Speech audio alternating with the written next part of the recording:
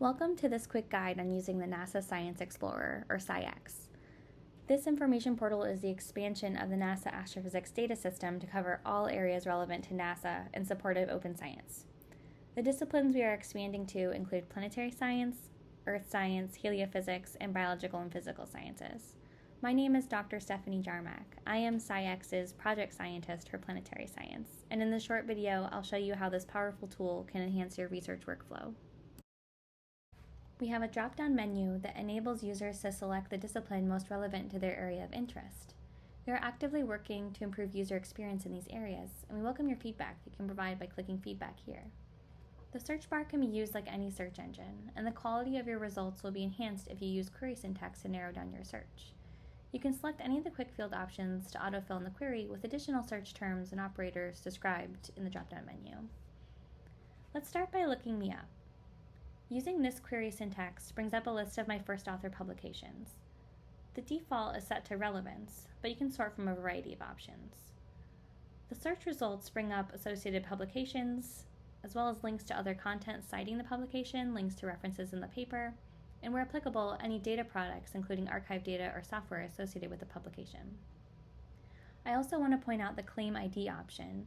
This allows users to claim papers with their Open Research Contributor ID, or ORCID, which I strongly recommend you set up if you are a researcher, as these IDs make it easier to disambiguate authors with similar names, increasing the findability of the research.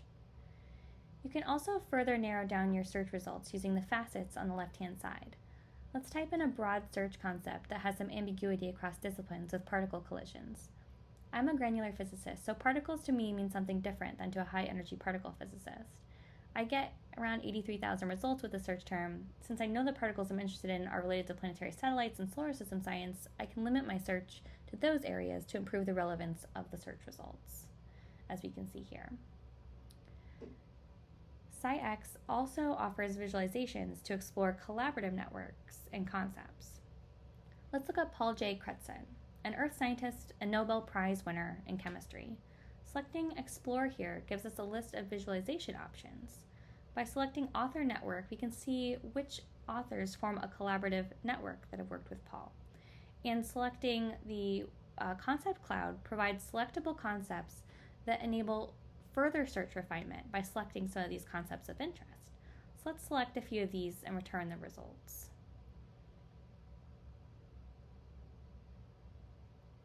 And as you can see here, we return a refined search that now includes our selected concepts. I'll end this quick tour by pointing out the option to set up personal libraries. Let's do a search for water on the asteroid Psyche, a research topic that I'm interested in building up references for a paper I'm writing.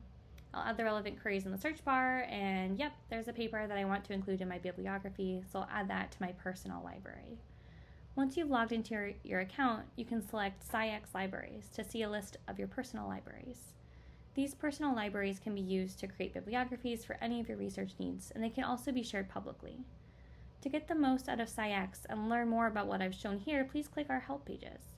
And to stay up to date with our plans for the expansion, including community engagement, user feedback, tech developments, check out our blog here. If you'd like to reach out to us personally for help, you can reach out at help@sciexplorer.org. And if you have any feedback, please don't hesitate to send it through our feedback form or by reaching out directly to folks on the team. We'd be happy to hear from you. Thank you for watching.